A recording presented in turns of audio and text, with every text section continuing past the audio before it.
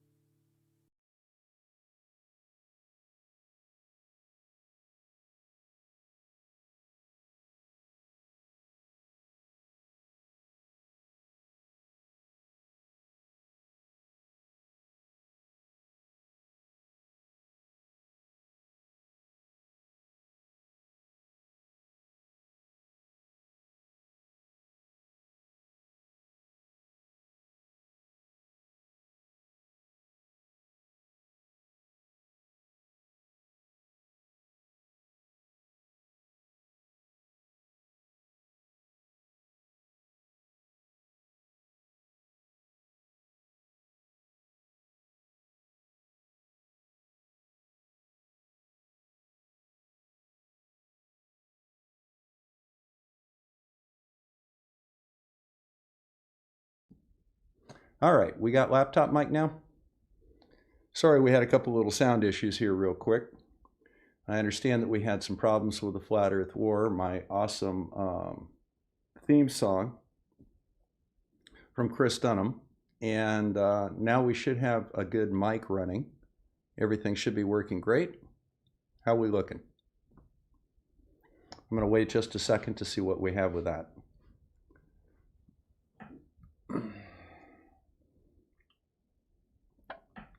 I really hate this damn delay. Yay! We got Woodsman's online. So here's what we're going to do today. I'm going to do a live stream just talking about the Armillary sphere.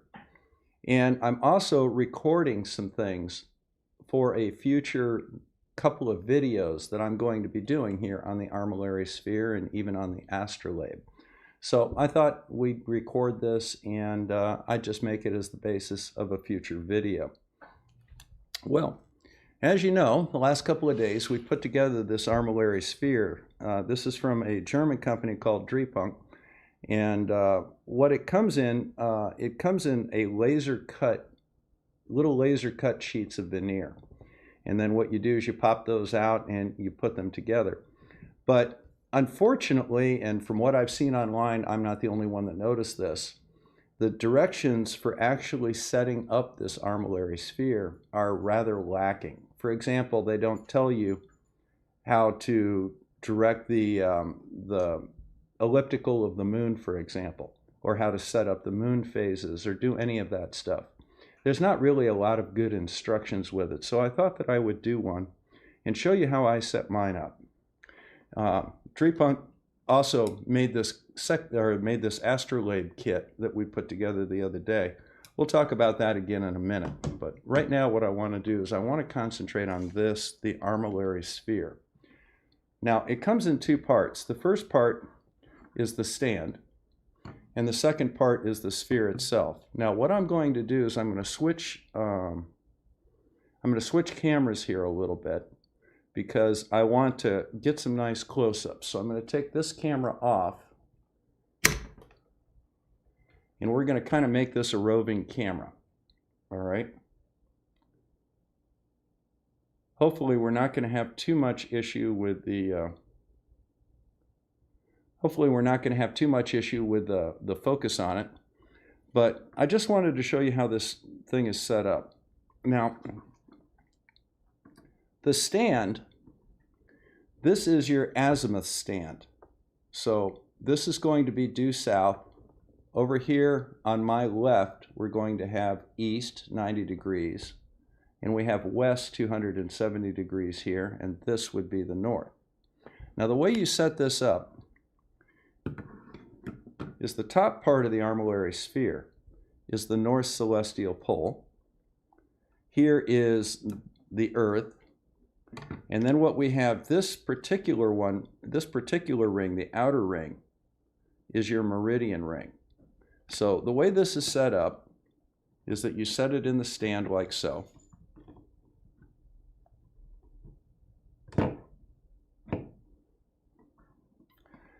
Then the next thing that you do is you put it to your latitude.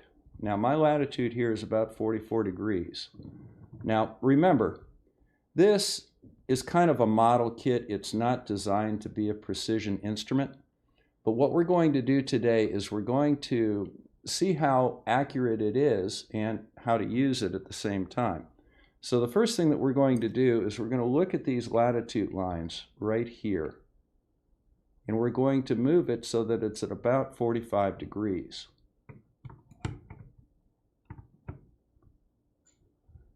And we want it at 45 on both sides. Now, one thing that I did notice is that it sits in this a little bit deep to be accurate to 45 degrees. I think that if I shore this up with a couple little pieces of paper, I can probably get a little more accurate reading.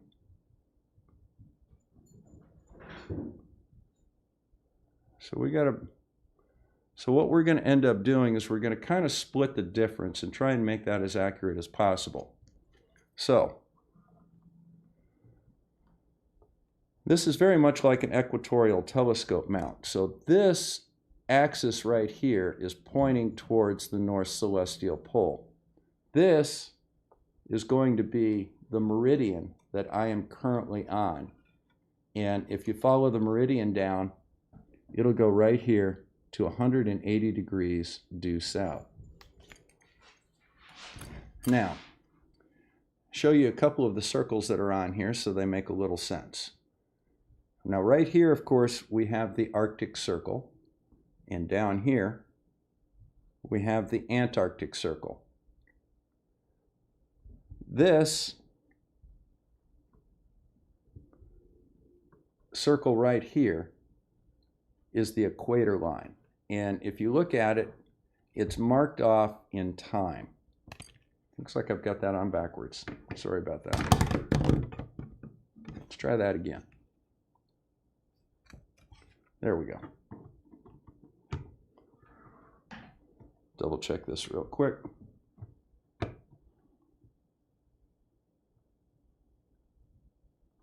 Okay. So this is the equator circle right here, and it's marked off in time. Now, a couple of things that you'll notice is that, so for example, here is 8, 9, 10, 11. Straight up and down is 12. 1 o'clock, 2 o'clock, 3 o'clock. Now, this part here is movable. So now we have our meridian, and we have the equator line here. This is the ecliptic of the sun. So the sun will follow this circle once we have it set up, and this is the ecliptic of the moon. Now, of all of these, the ecliptic of the moon is probably the most difficult to set up, so we'll leave that one for last. Now, as you notice that there are no markings on the Earth itself, so there's no continents or anything on here. That's really not necessary. All you need to know is the basic shape so that you can draw an angle to it, for example. Now the sun is offset from the equator, as you can see. Let's bring it over on this side right here. So you see, here's the equator line. These are lines of longitude, and we'll talk about those in just a minute. This is your meridian line. So this is set up at right angles to each other. And here's the ecliptic of the sun. You notice that it goes below the equator line and above the equator line. Now, the purpose of that should be rather obvious. So if you're looking south and you're looking at noon,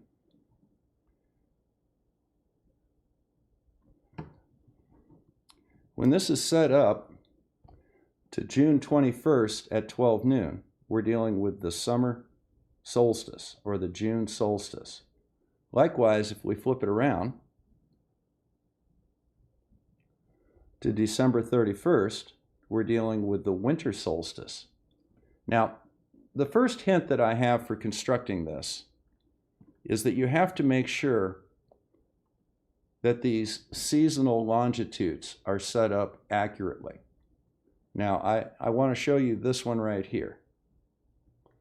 So you see how this circle right here is perfectly in line with your meridian, both top and bottom? So it lines up very nicely. But if you look over at the winter, no, excuse me, that one's perfectly lined up. But if you look over at this one right here, I want you to notice that it is just slightly off. And that's going to cause an error of about probably 2 or 3 degrees. So we'll have to keep that in mind. And that's on the fall and the spring equinox. The solstices are pretty accurate. Now, the way you use this is that your ecliptic has got a calendar on it. And whatever the calendar date is, that is the location of the sun on that particular day. But before we get going any further, let me check the chat real quick and see whether or not we have any questions. I'm going to bring this a little bit larger for me, and I'm going to take a moment and have a look over here at the chat. So we've got about 8 people out there right now. Anybody have any questions so far, or is anything at all unclear to you?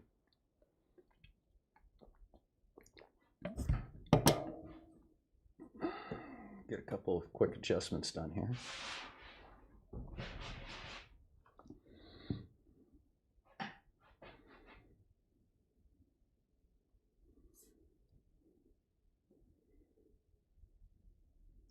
Give you guys a couple of seconds to come up with any questions that you might have. I understand that the voice is doing well and the video is looking good.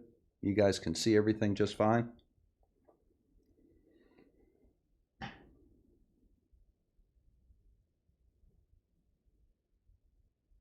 Okay.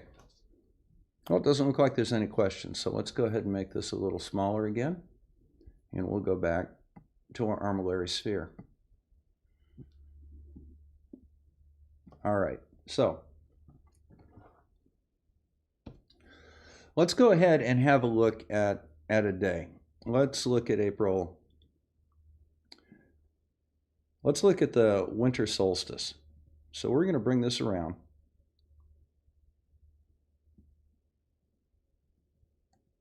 Now, the winter solstice, if you can see that right in there, is going to be in December, and it's going to be approximately December 21st. So that's where the sun is going to be. We're just going to remember where this upright comes into contact with the calendar down here. That'll give us a visual that we can see. So if we're looking south, and we bring that date down to meet our horizon ring, which has the azimuths on it, what we're going to do is we're going to be able to find a spot. I'm going to set this down for a second and just adjust it real quick.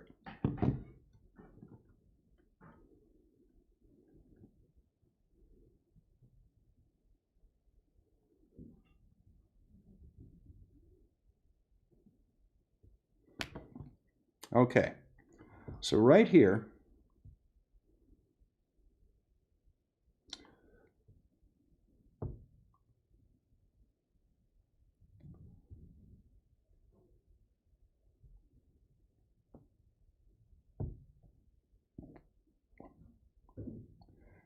you can see December. Now the solstice is on approximately the 21st of December, which is right at the end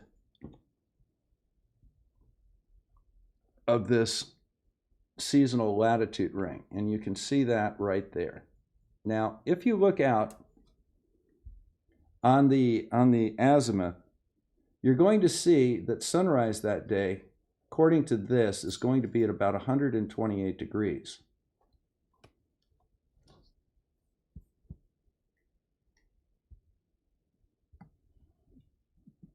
So what I want to do right now is I want to go over to date and time, and I want to check sunrise on December 21st, 2022. Now we're up at about 45 degrees north latitude, so we're going to use Gaylord, Michigan. The zip code for Gaylord, Michigan is 49735, in case you guys are following along. And we're going to go to December. Let's see if I can bring this over to you.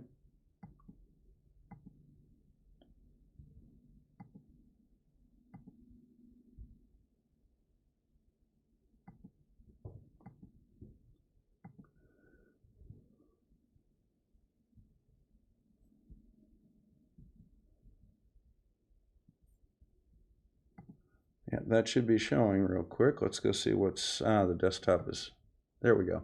All right. So here's date and time. And this is the sun graph for Gaylord, Michigan. And we're going to go to December of 2022, like so. And then we're going to go down here to the 21st. And here we are. So, according to this, sunrise will occur at 123 degrees. Now, let's go see how that looks compared to what we have here.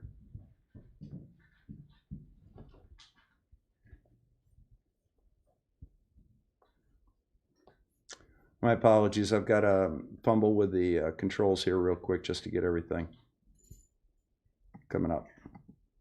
All right. So right here is where the ecliptic is passing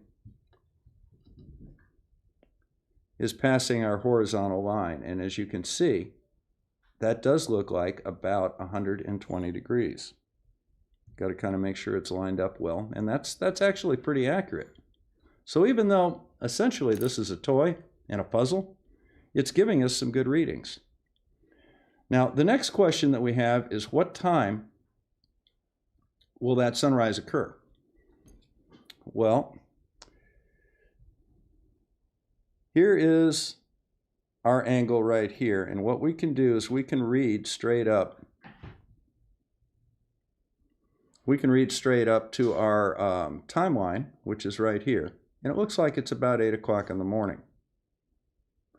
Now, what time does it list here? Actually, it lists 8:13. That's really not all that bad. Now, what time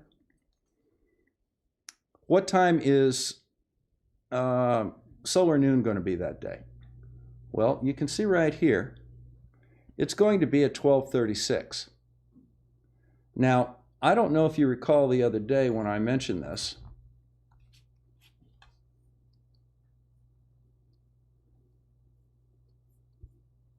Come on. Now, I don't know if you recall the other day when I mentioned this, but due to my longitude compared to the central meridian of the Eastern time zone, my solar noon is going to be approximately 36 minutes after the solar noon at that meridian, which is basically Albany, New York. And according to this, solar noon is going to be right on time for me, and the equation of time will essentially be 0. Now, when you look at this particular date, December 21st, 2022, you're going to see that the time right here is listed as about 8 o'clock for that to occur. And, oh, excuse me, I'm sorry. On that particular day, I made a mistake there, my mistake. On that particular day, if you look at where, now hang on. I've got something going on right here. Sunrise that day on this machine, or on this Armillary sphere, should be 36 minutes prior to 8:13. So that would be 12 or 7:40, 7:37 in the morning. That's what this should read right here. That's 8 o'clock. So where are we looking? It looks like it's off just a little bit. So we'll have a look at that in a little while. Now next, what time will sunset be that day? Well, what you would do is you would simply rotate December 21st around until it hit the sunset line, which is the horizon here. So here's the horizon. If you go right in here, that is going to be December 21st. Yep, that's December 21st. And we're going to see an angle, it looks like, of about 253 degrees. Let's go see what it says on date and time.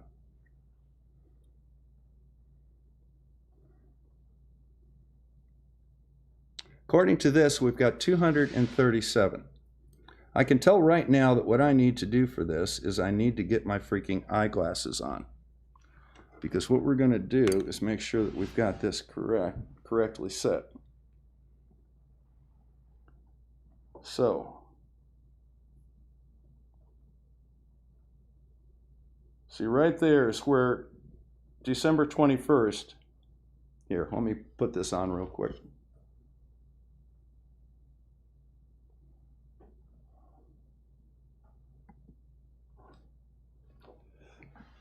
That's laptop cam. Where's my desktop? There it is. Okay. So right here is December 21st. And what we want to do is we want to find the exact point that it meets the horizon.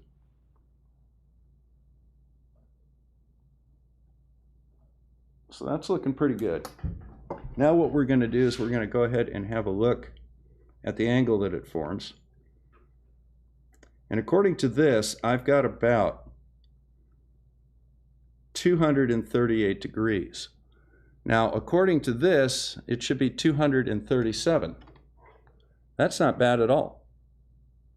So I'm about 1 degree off there. Now, one thing that I want to talk about real briefly .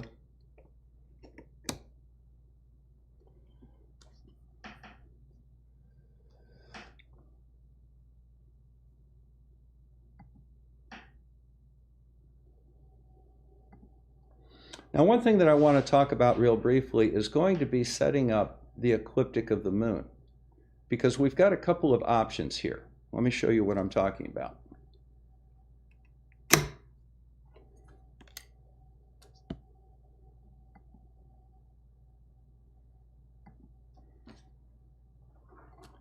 Now, if you look carefully at the ecliptic of the moon, we'll just take this out for a moment. Notice, oh, come on, what?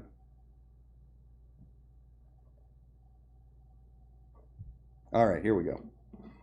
Now, if you look, here are the seasonal meridians. This is our meridian right here. Here is the equator of the Earth. Now, if you look at the ecliptic, it's set up at an angle, about 23.5 degrees. But if you also look at the ecliptic compared to the ecliptic of the moon, you'll see that the moon's angle is also about 5 degrees off of the ecliptic. Now, the two spots right here where the moon's ecliptic crosses the solar ecliptic are called solar nodes. There's one, and here is the other one right here. Now, at the solar nodes, they are on line with the ecliptic, but notice that at this node, the moon is actually rising above the solar ecliptic, whereas at the other node, the moon is descending along its ecliptic through that node. The moon, the Earth rotates from west to east. The orbit of the moon is also from west to east. The reason that the moon appears to go from east to west in our night sky is that the rotational speed of the Earth is once every 24 hours, but the orbital speed of the moon is once every 27.3 days. As a result, the Earth is turning under the orbit of the moon. So even though the moon is moving in this direction, the Earth is moving in this direction much faster. In one day, the moon goes through about 13 degrees of its orbit, and the Earth goes through 360 degrees of its rotation. So what's happening is our observing point here is moving west to east faster than the moon is moving west to east. And as a result, the moon, we seem to pass the moon. Now, the next question is where do we set these nodes? And this is something that's not addressed at all in the instructions. And another thing that we have to worry about is, okay, well, which is the high side? Is this the high side or is that the high side? How do you tell the difference? Well, let's go find out.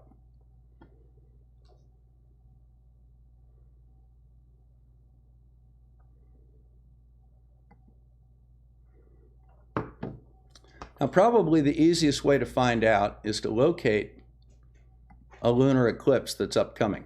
And here we have one. We're going to have a lunar eclipse on May 16th to 17th. And it's going to be a total lunar eclipse. And if you watch it, have a look right here and watch how the moon moves in relationship to the shadow of the sun. Here, we'll make this nice and large so you can see it clearly. But notice the direction the moon is coming.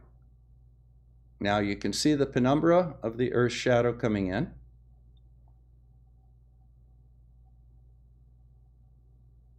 Now notice that the eclipse starts at the southwest portion of the moon.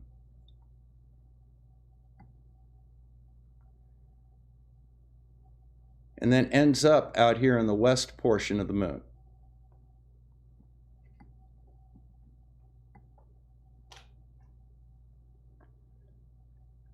And then sunlight returns in the southwest.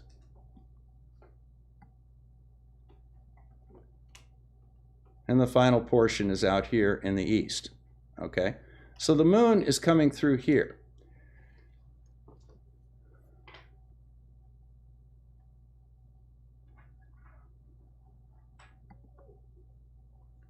Now, probably the best way to try and visualize this is imagine that you have the Earth's shadow, like so. Is the moon coming down through the Earth's shadow, or is it coming up through the Earth's shadow from side to side? Okay? It's entering the shadow from above, and it's departing it from the side as it goes through it. So the moon is coming down at an angle. Well, I think I may be backwards, but the moon is descending into the shadow of the Earth. And as a result, we know that on May 16th, there is going to be a descending node at the location of the moon. The next thing that we have to think about for a moment is, what is the phase of the moon during a lunar eclipse? The phase of the moon, by definition, is full. Okay? So let's go see how we're going to set that up on our armillary sphere here.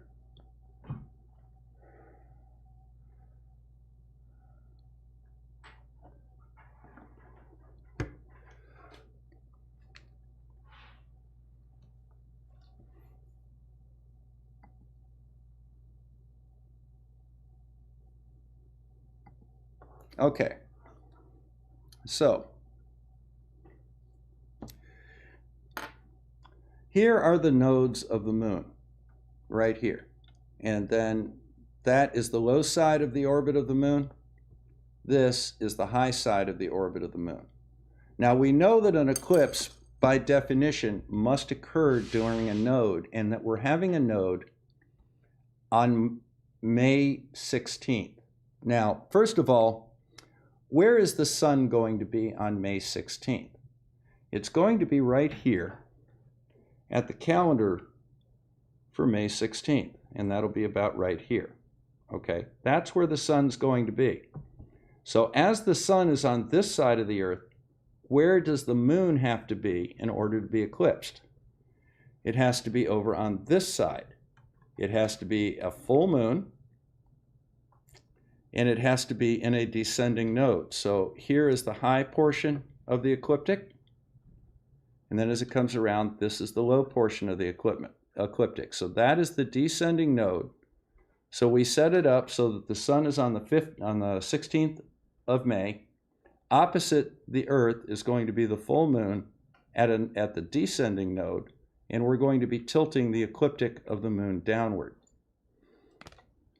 Anybody have any questions about that? Because that's kind of a complex thing to think about, and it's not included in the directions. So let me turn this off for a second and see what we have going on.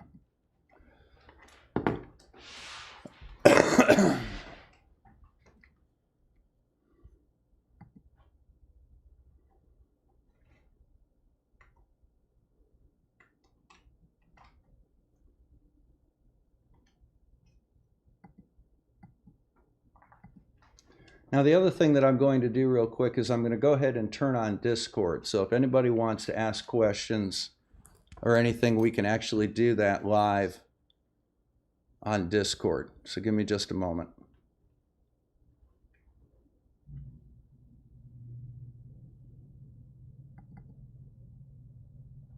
Come on.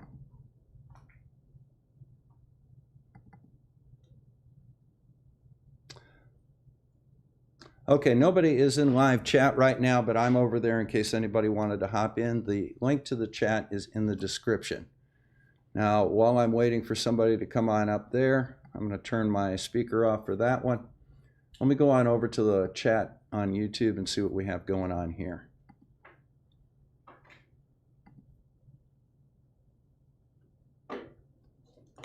David, sorry to hear that, man. My son had it at Christmas, probably the Omicron variant.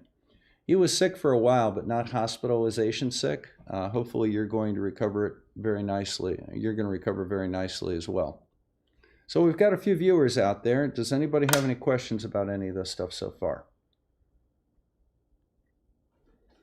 Now this is being done live, so the camera work is slightly awkward and the transitions are a little awkward. These will be cleaned up for the final production version of this and put out as videos. I just wanted to get some of the videos and the visuals taken care of.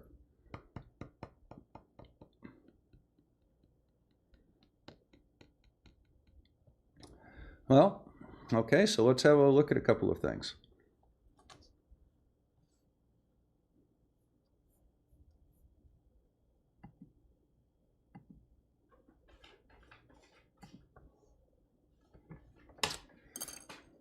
Okay, so once again, on the 16th of May, the sun is going to be over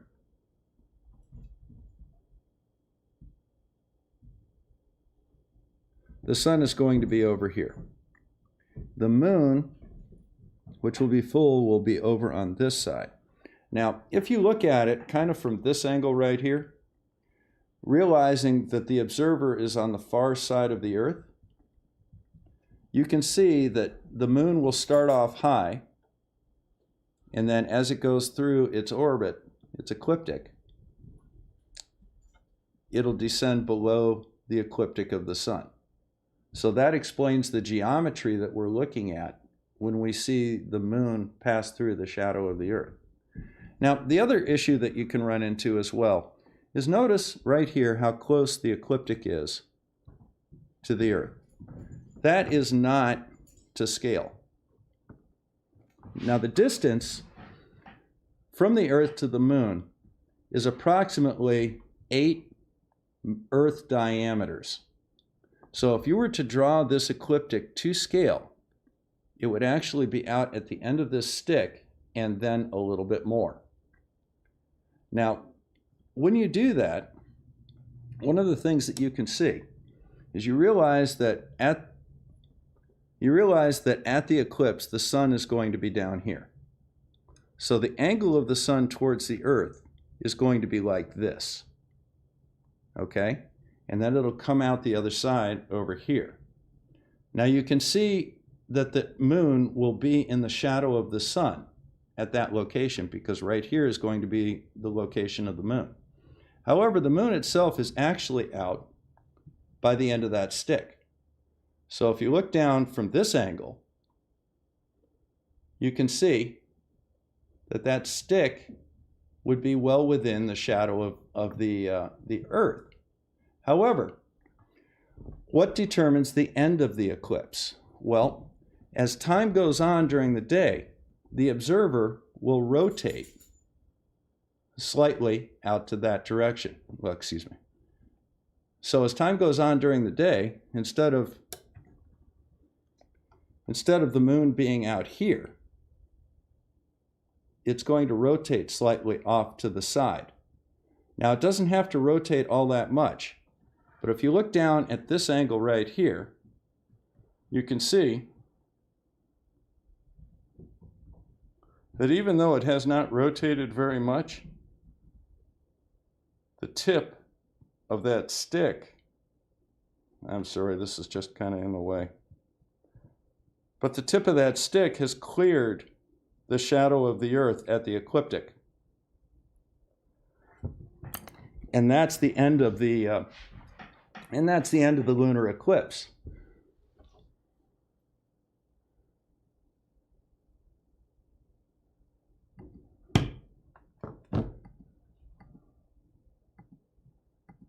Now, the lunar eclipse lasts long enough for the moon to pass through the shadow of the Earth. The shadow of the Earth is approximately 2.6 times the diameter of the moon, and depending on how squarely the moon goes through, that will determine how long the eclipse itself will last. If it's kind of a glancing blow, even if it is a total eclipse and it's just going through the top part of the sun, let me show you. Or the top part of the shadow.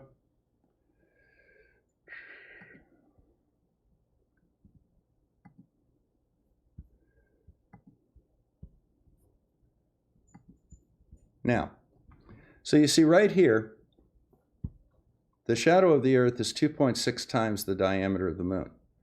If the moon is coming squarely through the shadow of the Earth, that will be the longest lasting eclipse, total eclipse. Whereas if it just goes through enough to cover the entire moon, but only has to transition about that much of the lunar diameter, or the shadow diameter, it's going to last less.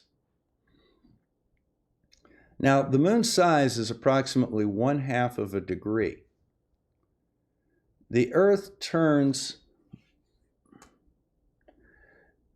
the moon goes about 1/2 a degree per hour in its orbit.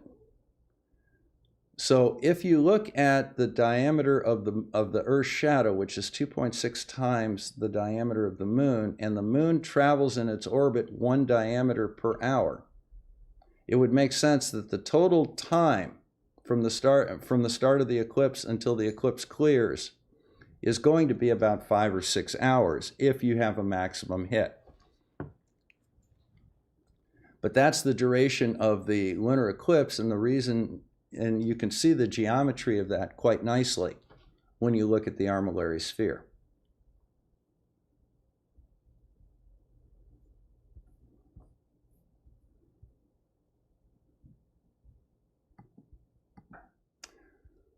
And that's basically what I wanted to cover today, but if we have any questions, I'm happy to take them. I am in Discord right now. I'll be in Discord for a little while. Looks like we just have a couple of people watching. Looks like it's just Judy and me and Joe. So if anybody has any questions, I'm going to be over in Discord, but I'm going to go ahead and stop this stream right now, and we're going to just kind of move on. I got some of the documentation I wanted to get, and you'll see this come out in a video in a few weeks.